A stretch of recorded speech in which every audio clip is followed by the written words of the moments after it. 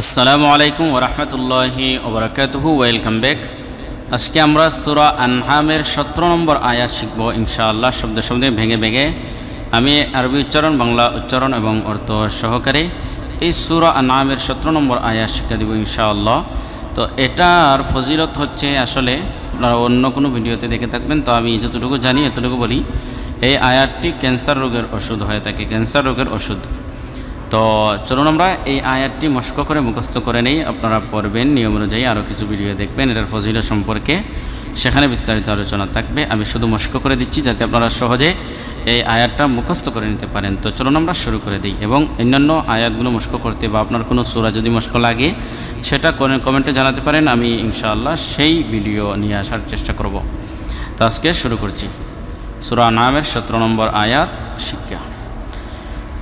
أعوذ بالله من الشيطان الرجيم. بسم الله الرحمن الرحيم.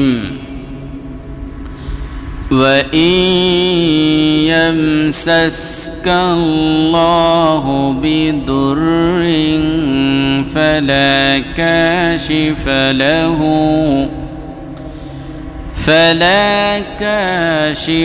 له إلا هو. এবার জপেন। وإن يمسسك الله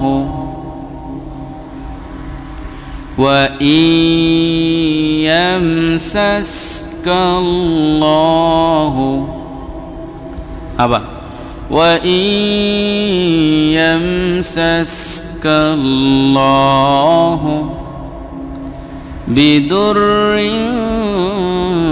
فلا كاشف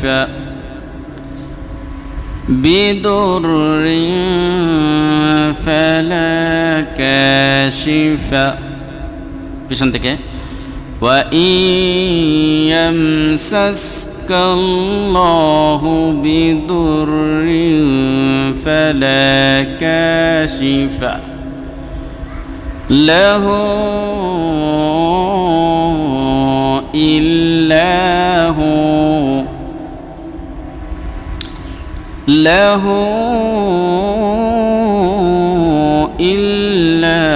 هو.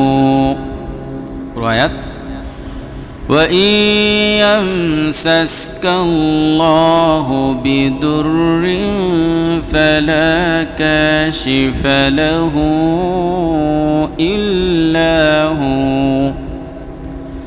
وإن يمسسك بخير فهو على كل شيء قدير. جبن. وإن يمسسك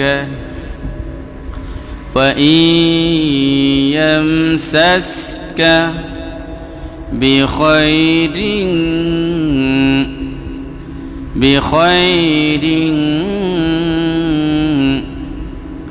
وإن يمسسك بخير فهو على كل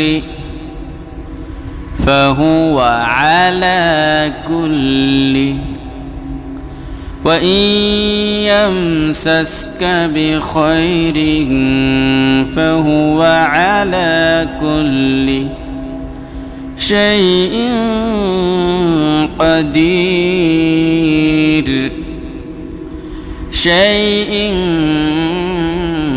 قدير.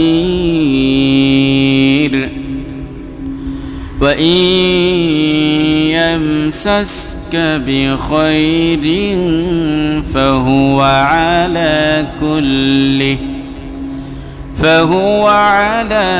كل شيء قدير. পুরো আয়াত একসাথে। وإن يمسسك الله بضر فلا كاشف له إلا هو